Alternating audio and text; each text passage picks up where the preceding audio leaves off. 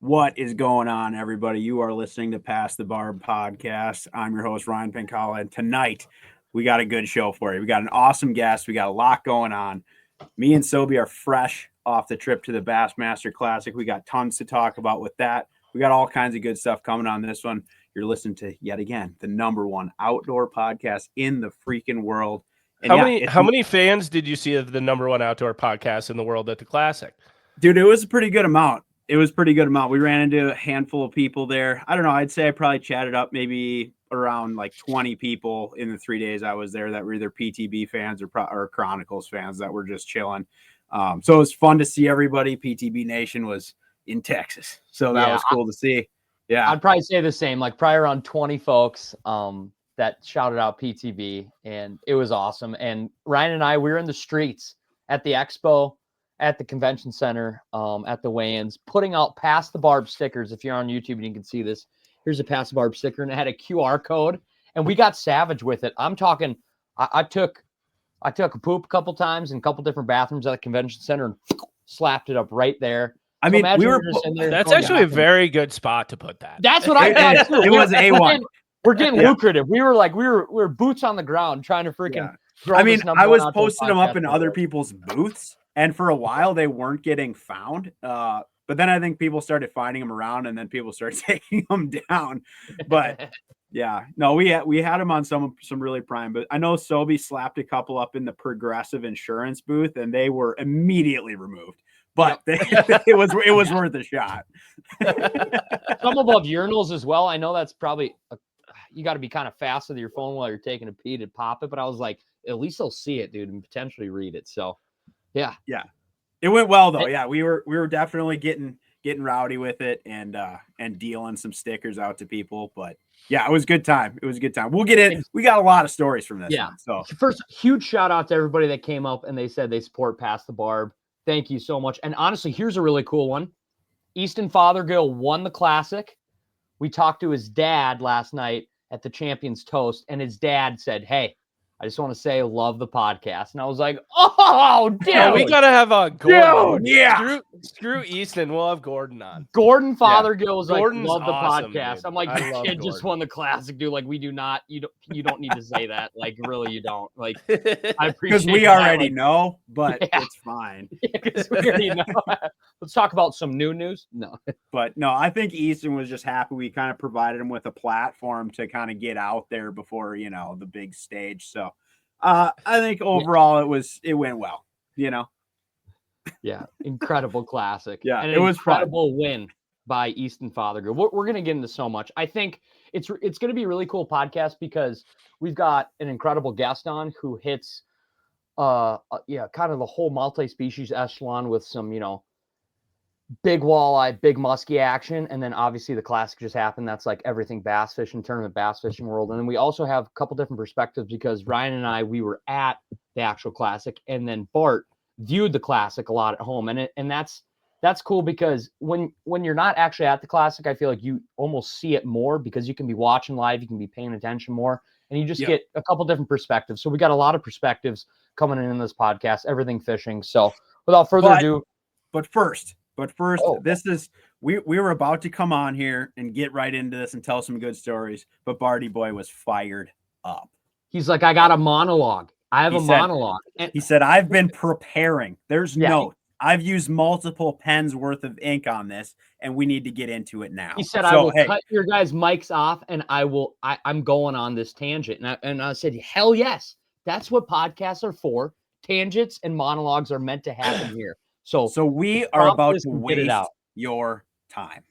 Get on with it. All right, here we go. I'm gonna get him. I am unapologetically about to go on a tangent here, but I'm doing this just because today I got a little fired up, and I got fired up because I consider Easton Fothergill a friend.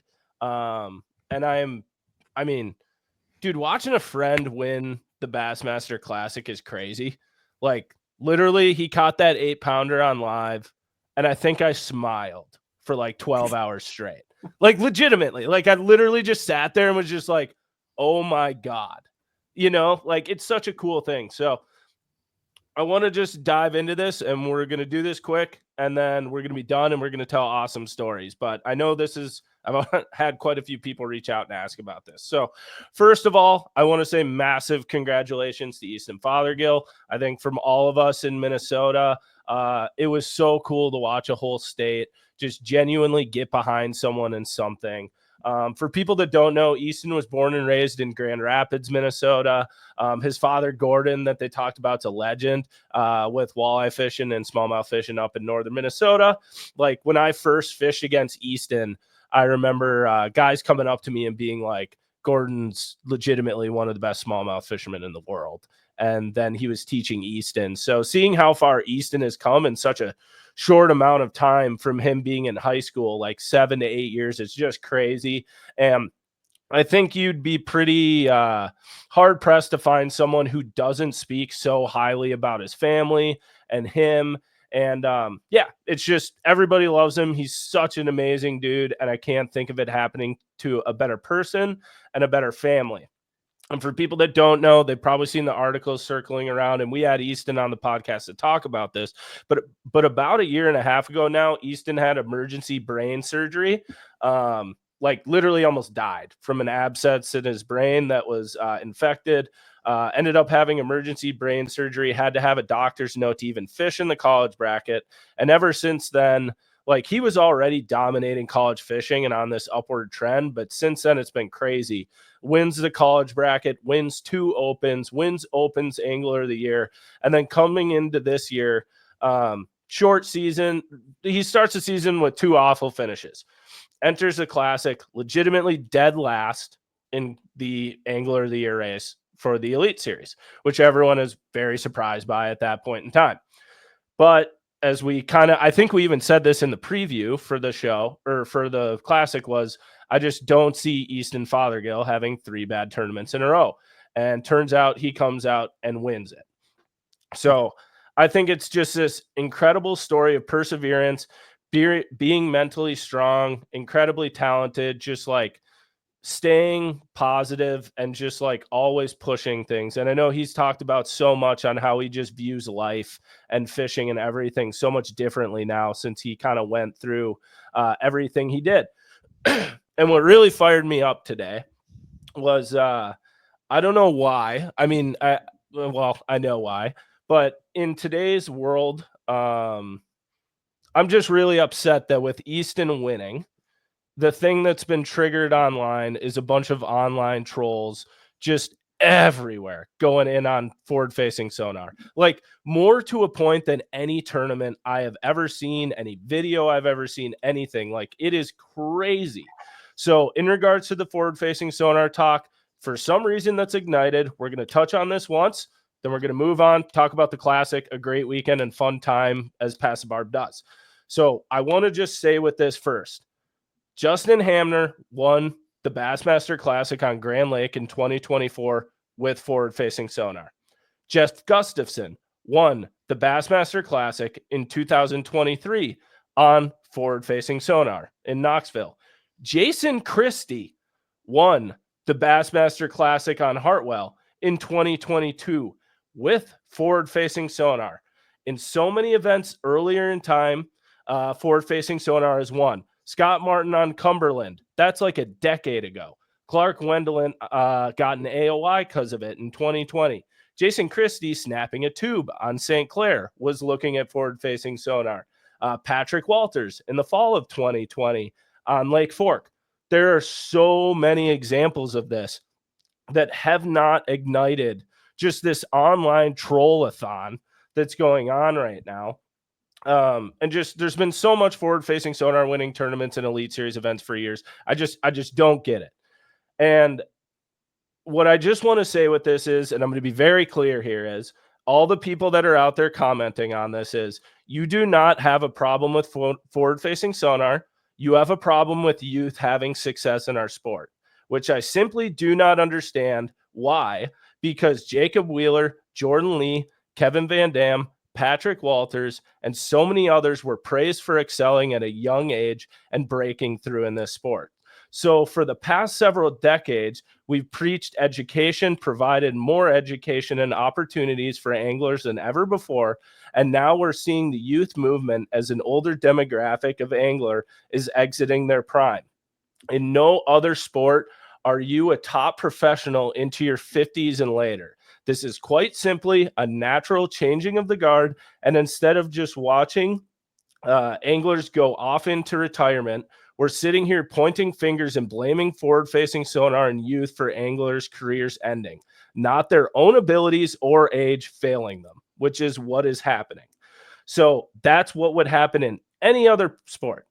Instead, we're listening to irrelevant old school anglers desperately clinging for notoriety and another paycheck. I'm looking directly at you, Randy Blaukat. Randy does not care about the future of fisheries at all. He cares about making a yearly income off of slander, hate, and clickbait. People like Randy are selfishly creating an extremely unhealthy, uneducated, and downright ugly side of this industry right now that feeds off of negativity. And I'm not going to stand for that. This classic victory just proves the complete and utter lack of morals with these online trolls. So at a time where this industry is doing poorly, and more than ever, it feels like we need leadership and unity, Easton Fothergill is the angler the bass fishing universe needed to win this classic. He's probably the next Jacob Wheeler or the next or Brandon Polnick, and who knows, maybe the next KVD. He's an incredible angler with a story of tribulation and triumph that can unify a whole industry and community. And he's just a great human being that all of us can go to bat for and enjoy.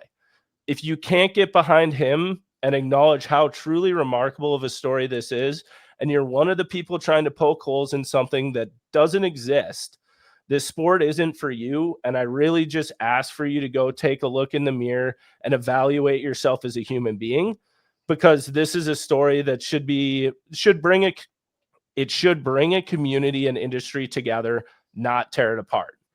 Okay, now I'm done. You got that out of your system? I did. All right. I needed to get that out.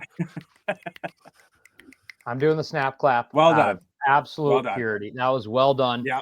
That was so well said. It was well written. It was well done. Well done. Well said. And something to add to that. Down at the Classic, I saw my good buddy Matt Newell and his wife. Matt Newell is a tournament walleye angler. I saw a lot of other anglers from Minnesota that are tournament walleye anglers, tournament bass anglers that are from the north. And each and every one of those folks that I met down there at the Classic or reunited with and had conversations with had a lot of the same stories. And it was that Easton and his dad have been taking their money locally for years. And this is way before the boom of forward-facing sonar. And this is way before the boom that struck people's nervous chord. And it was cool to see. I don't care what swims in the damn lake. When you're a hammer, you're a hammer. And Easton and his roots, it's straight Hammerville.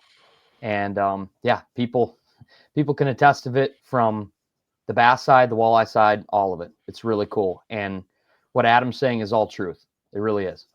Yeah. And even like Sobe said, from being there, I mean, granted, a lot of these people are online and they're just slinging, thoughts out there, whatever. But I'm telling you right now, dude, I spent all 3 days at that expo and all 3 days chatting with people from all over the place. Like, dude, different countries, different states, all kinds of stuff.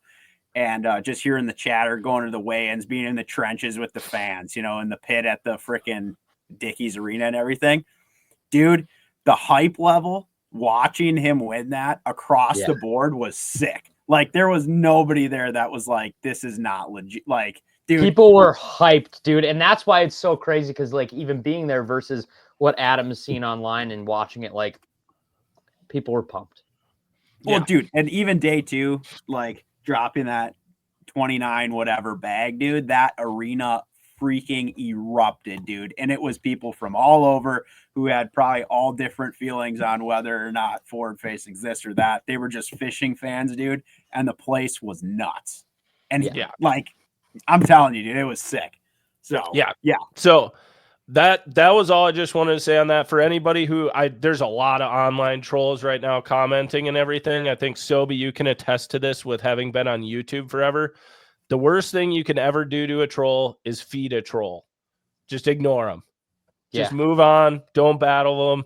I know a lot of the Minnesota fishing fans and the northern fishing fans are not used to seeing these online trolls and southern hatred. And this, in terms of the bass fishing world of forward-facing sonar, it's a very different view in the Midwest of it all with the ice fishing community. So just don't feed the trolls. And if you really need to get something out of your system, just do what I've been doing lately. Just go to all Randy's most recent videos and dislike them. That's what I do. It makes me feel good. And trust me, you can really hurt his YouTube channel and his analytics if 100 of us go dislike every one of his videos for the next month. Has Randy posted on this win? Oh yeah, dude. Like really? 4 or 5 videos. Yeah. So everyone in PTB, if you agree with us and we're just general fishing fans and sick of all the drama and stuff, just go dislike every video he posts from now on. And then his algorithm's only going to give him 1,000 views. And then he can't make money on just spewing complete and utter bullshit. So just do that. Now, okay, we're done talking about that. I want to hear about all these classic stories because I haven't talked to any of you guys. I've just seen you guys all of a sudden fly out to Texas with a bunch of stickers. And I was like, and then Pink bought me a bunch of baby jackhammers. That's the last I heard from anything. The hype around the baby jackhammers were real. But before we even get into that, I want to say one last thing. And Adam said this, I think it was when we were done recording. Maybe we weren't even recording. Maybe we were just on the phone talking about YouTube projects, talking about different stuff, but it sounds super cliche. But Adam brought up something that I think sometimes myself and many of us forget, that fishing is fun. Fishing is fun. Wait, say that again. Say that one more time. No, it's not. Okay, I'll get real close. I've got these $7 Walmart headphones here, but maybe you can hear it clear. Fishing is fun. This activity is fun. I'm writing that down. Tournaments are fun. This is fun. At the Expo, I had fun. Watching the tournament, I had fun. When Easton was catching big bass, he was having damn fun. And I bet for a short period of time, when he only had 0 in his live well at 10 a.m., or he had 4 in his live well at 2:33, he was probably stressing. But when you set that damn hook, it's the funnest feeling in the world. And I don't care if you're competing for a Bassmaster Classic or you're fishing outside your pond in your backyard. Fishing is fun. And people online bring a lot of negativity, and they make something so fun negative and not fun. And I think that's stupid as hell. I think that's dumb as hell because this shit is so fun. It's fun, dude. It is. Dude, and I think it was to the level of fun. I seen Easton smile, dude. Yeah. You saw that emotion. He's a stone cold killer. He was having fun. I mean, it took a lot, but he got there, like I actually saw him jump too. Like, I don't know if you guys it wasn't that high. Did you see? We will. For him saying he plays pickup basketball at college and stuff. I don't know. That wasn't a glorifying. That was not a glorifying acknowledgement of that. I don't think I want him on my team. He ain't getting NIL money for basketball. I'll tell you that much. No. But when he set the hook on that 8-pounder, and then he was like, "Oh, it's a big one," and then it jumped. I watched him legitimately like jump or hop like an 8-year-old. Like if you watch the clip, like he gives a little bunny hop and you're like, that's legitimately so much nerves and excitement. And it wasn't just he doesn't know what to do. It was Lee Livesey. It was freaking Hunter Shryack. I watch all these guys get so many happy feet, and everybody's tap dance is so funny. I don't care if it's a Tuesday night or a Bassmaster Classic. When you have a big one on in derby mode or just a big one on in general, you're like, huh. Just tippity tapping, dude. Tippity tapping. How you know. That's how you know you're still. I would love alive. to see that. Like we talk about the hole drill count and stuff. I would love to see someone's Apple Watch of a step count for Lee Livesey on a regular day fishing, and then a Bassmaster Classic day He was fishing. putting up because miles, dude. He was You walking saw that. You miles saw that, on the Adam. You front saw deck those of a happy boat. feet. It was just like happy feet. It was so funny. It was Yeah. unreal. Dude. That dude has You caught guys so didn't- many big Texas bass, and for him to get happy feet like that, catching a Texas bass, like that's how you know this dude is still alive. Dude, so you guys didn't get to see it. I was kind of telling you beforehand, but then we were like, okay, we'll just talk about it on the pod. But okay, there is a highlight out there. You'll be able to see it. It's right before Easton caught his 8-pounder when like all of a sudden Trey's right there, Lee's catching up to him, and you're like, oh God, this is not good. And Lee took his Express to the back of one of those pockets where like there's a little lip and it goes into another pond. Like the type of thing that Keith Poche would 100% jump.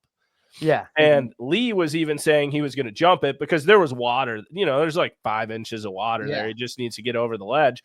But instead he just went and like, he put his boat up on land on it and kept his trolling motor up. And he went on the front deck and he was just airmailing a buzzbait as far as he could. He ended up catching like a 4 or 5 pounder. And I'm talking way out on the cast. Like it hit the water and just crank. And he was like, and tap dancing the whole way, trying to reel it in. And then it's like getting to land basically. And he like boat flips it in. And by far the most bizarrely awesome live clip I've ever seen in my life was Lee lands it and he's holding it, showing the camera. And on his right side, you see someone show up and you're like, what? And it's Shane Durant's, the photographer, standing on land that he beached on, comes over and gives him a high five. And Lee looks at the camera and goes, I got to say, that's the first time I've high-fived a photographer on land before. That's while so holding gangster. a bass. It was so cool. Yeah, that was awesome. So that was that clip. You guys will have to find that one. It was unreal. Yeah, I'm sure you got to see, honestly, even though we were there, like a lot more live coverage because like, dude, straight up the Expo is so sick, but it's so big and there's so much going on. And like this was my first time at a classic too. So like I was just kind of trying to take it all in, And like I said, I was Sam was too, like at the Expo all 3 days, all day. Like I literally never left the freaking Expo, dude. And from like the time it opened to the time it pretty much closed. And like, dude, they do it up, man. This place is insane big. They have massive like jumbotron screens all over the Expo Center, like with the live coverage on it. Obviously, like the live actual like coverage is there. Like these guys are broadcasting straight from the Expo a lot of the time, and they had sweet stage outside, kind of a block party set up out there where they were doing that stuff with like Zona and Mercer and whatever. But it was man. Catfish pond for kids. They had a live DJ. They had food trucks. They had Bass Live was out there. Like this, it was a freaking complex, dude. Dude, multiple levels. Like Bart, like St. Paul. It makes St. Paul look like a freaking garage sale, dude. Like this is like, dude, it was big in Texas. It was big. Well, and dude, just think about how many boat retailers or boat companies are there, and they all have 10 rigs in their. Oh, I suppose I didn't even think of that. Yeah, and there's probably 10 boat brands there. Yeah. Oh, yeah. I mean, dude, insane. Minimum, and like, I can't even. And they have so many like. I can't even imagine how much water they use, dude, because they have like indoor tanks. Like they had like casting contest tanks. Like it's like a pond with like rocks and stuff. And then they got, like the Humminbird Minn Kota booth has got freaking trolling motor tanks and stuff. Like you can pretty much go and like feel like you're on the bow of a boat, like using the trolling motor. All kinds of stuff. There's they have a live, aquarium bass tank right in the middle of the whole thing. And dude, there's just it's like mind blowing, really, to just see it all happening. And you're like, they do all that for 3 days. Yeah. You know what I mean? And then it's like tear it all down. And beyond like the super mega big brands, you go upstairs and there's medium-sized brands, small little glide bait brands, I was gonna say, what was the most expensive glide bait or swim bait you saw there? Like it was that limited release one. It was like from KGB. No, But it wasn't there. I don't know if it was a Clutch Swim Baits one or a Was it one of the clutches? Or it was a collab maybe with somebody, but they were like $300. yeah. And they had like, some limited release on, I think maybe it was Saturday morning they did that. And it was, dude, the line was just insanity. Like, I mean, not like I was trying to get in line for this, but I was just cruising the show. And like you'd see a bunch of people lined up for something. You'd have to be like, what is this for? Because like some of them were meetups and stuff or whatever, but some of them were for these limited releases. And that one, there was a couple hundred people in line that were like hyped that they needed to pay $300 for this glider that they were waiting for, that they literally came in the doors straight to this booth for. It was insane, man.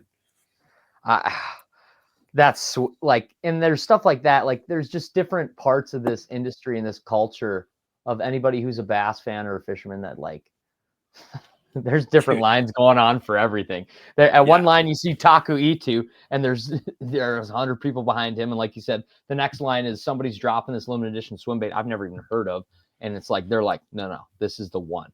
And it's cool. And then in the middle of the whole thing, you got like the like squad up, like bodyguard thing that like on on Sunday, that like Deion Sanders was there, and he had like a full like body armor squad walking right down the middle of the expo floor. Like when there's like thousands of people in the way, and they're just like, get the fuck out of the way, move. Like, it was so funny, dude. It's Deion. And it's Deion, yeah. Meanwhile, Friday, I call Pink because I saw those baby jackhammers get released. So I want to hear this story from your side, Pink. So like, right. I'm chilling here with Andy Nichols came over to my house, and him and I are watching the Classic, and I see that get released at Thorn Brothers. I see the thing, and I'm like, oh, Thorn has them, and I'm like, so normally Andy goes to every Classic. So like, if there's a special release jerkbait or something, I'll text him like, hey, grab me 1 or 2 of those. And Andy's now sitting next to me in Minnesota. So I'm like, shit, I don't have a hookup right now. And I'm like, these baby jackhammers actually I really want because they come in like a quarter and 3/8. And I'm like, I want to be able to throw a chatterbait really shallow. And that seems like I'd be able to do that.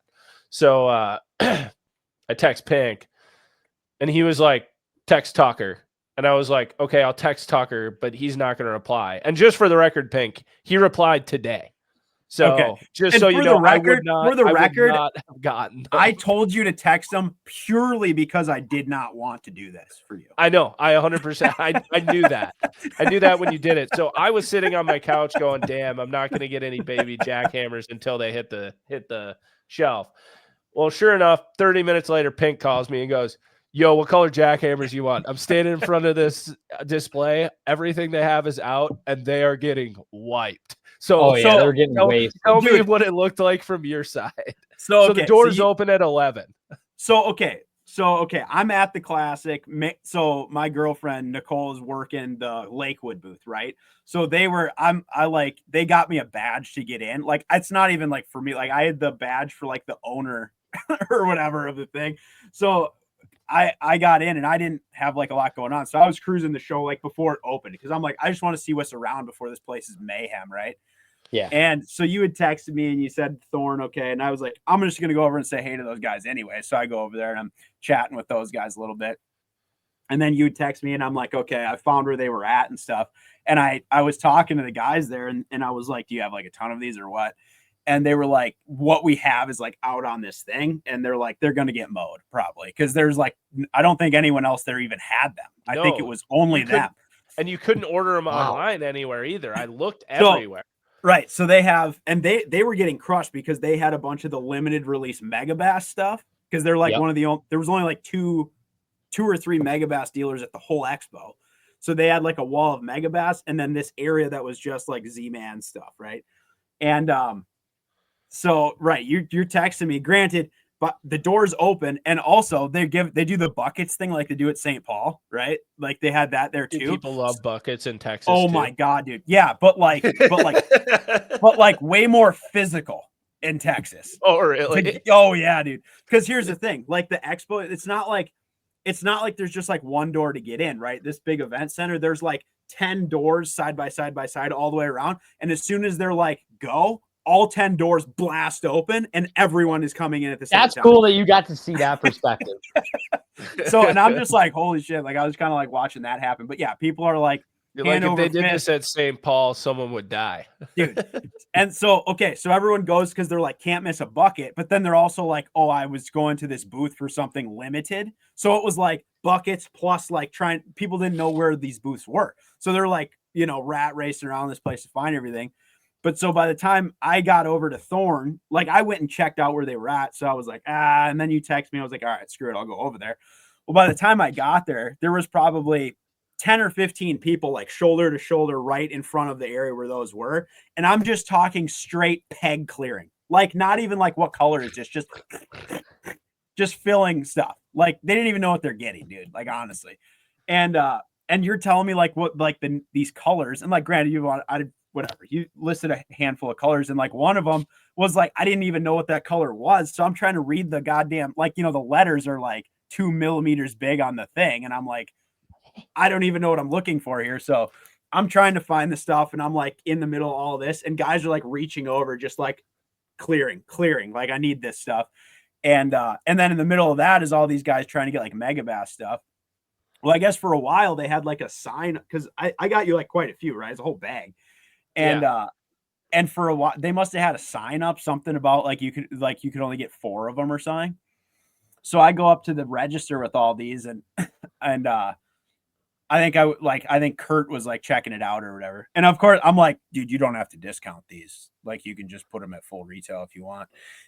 I was like, they're for Bart anyway. You could just, but anyway, so the guy right next to me has like 4 of them in his hand and he sees like I'm like scanning all these ones at the register or whatever. And he goes, he's like, wait, you can get more than 4. And Tucker's like, oh yeah, you can get more than 4. And he grabbed all his shit off the counter and like left. Like he was like, I'm not in this line to check out. He's like, oh hell no.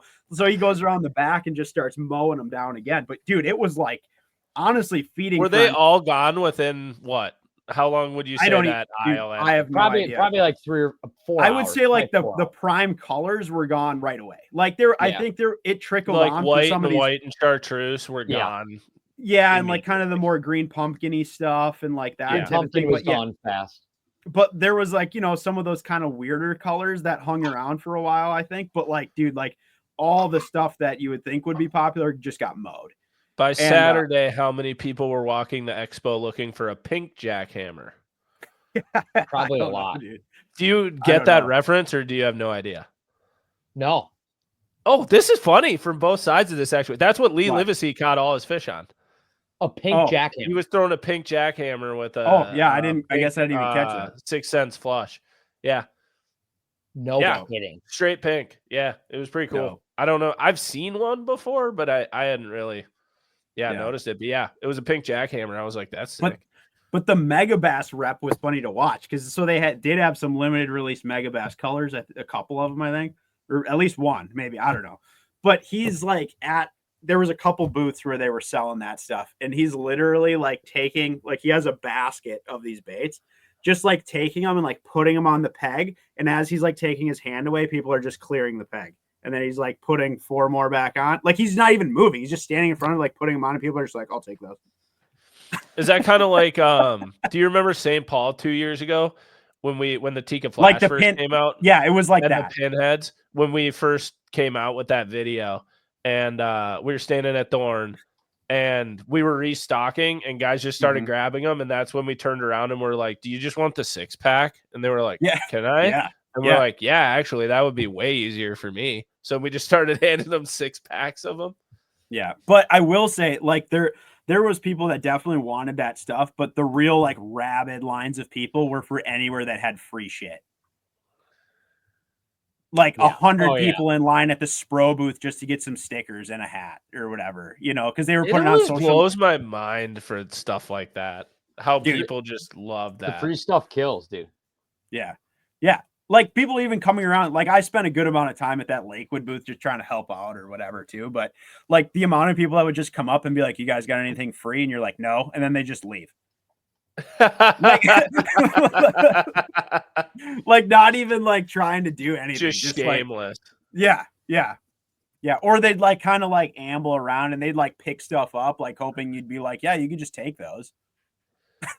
Like, it was crazy, man. But yeah, there was a lot of super good people watching though. Holy cow. Sam, I don't know if you took in any of the the local flavor of the day stuff going on down there, but there was some freaking crazy people there, dude. I don't even. It was really good people watching. I think it was like I'd probably say 10 out of 10 people watching, and yeah, I would agree. And that's something that's cool about the Classic is like I'm sure they're coming from all over the United States, and like that was like a big takeaway. Steph and I said we're like the people watching here is it's pretty incredible. It was insane. So I will say I forget the name, but this was like one of the more like ruthless, I would say, almost like marketing stunts that I saw at this thing. Is there was a lithium battery brand there, yeah, that I've never heard of in my life, and it was like definitely very heavily staffed by Asian people at their booth, and they had a big booth, okay, and they had like all these free little like picture the little like flip top this big, like a little 5-inch big flip top, like the worst quality plastic box you could get that just has a random assortment of like one spinner bait that definitely probably the skirt melted already, one crankbait that doesn't run straight, and like 5 baits in there that just suck. So they were giving those out at their booth, right? And they had 2 ladies set up with tripods and cameras, like just in the hallway, right in front of their booth, right? And anytime someone walked by, they were like trying to get you to come in the booth, like, oh, we got this free stuff or whatever. And someone would walk into the booth, and the moment they walked in the booth, they're like firing pictures to make it seem like there's a bunch of people in their booth, right? They're like luring people in and then taking photos of them in the booth. And then they had like a contest going on. I was just taking this in because I'm like, this is incredible what I'm watching right now. So they were getting kids to come over, and they had like a sign with their like logo on it or whatever. And like they would get them to come in the booth, and the longer that they held on to the sign, the more free shit they got. No so way. Like the whole time they're standing there. So they're like standing there and they're just firing pictures, dude, like thousands of pictures. And like, you know, like a group of people would walk by and just be like, oh, what's this? And they'd like run to the other side and they're like getting all these pictures of people in there. It was incredible to watch, dude. I'm getting a rep group. L-Tab and PTB are getting a rep group, dude. Them, dude, they are the ones. Like they're the ones, dude. I want their card. Yeah. I would like talk about deliverables, dude. They were like, yeah, guaranteed we get 5,000 people in this booth one day. And they did it. They probably did it. They did it. Yeah, they're like funneling people to like walk through it just so they could get pictures. It was crazy. But that's never even heard of it before. Like I didn't even know like what it was. So anyways, but it was cool to watch. But yeah, dude, so many cool like tackle things and people doing all kinds of crazy stuff. And then you got everything from that to like guys selling like gutters. Yeah. Like literally have a booth where they're selling like gutters, siding on houses, stuff like that. Yeah. Those are my favorite part of like those expos is the random people that are just like, they're for sure just expo people. They sell stuff at expos. Garden gnomes. Yeah.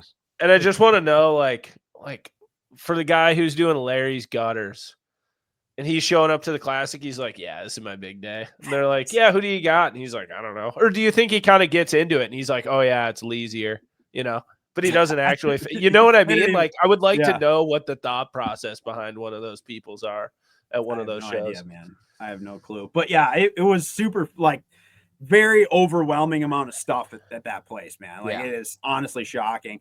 And yeah, I can't even like, I guess even in my head, like think back, because I'm sure there was like a handful that I was like, oh, these are really cool. But I told Sam, so me and Sam were at the bar the other night and I brought this up and I'm like, dude, like just think about this. So out of the entire US, right? Like bass fishing is like the most popular like sport fishing thing, right?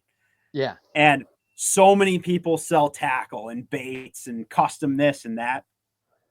But dude, there were so many freaking people there from Minnesota. It was insane. Yeah, and like the 2 major retailers that have booths at the Expo are Thorn Brothers and Reed's. And I'm like, out of the entire country, those are the 2 that are there.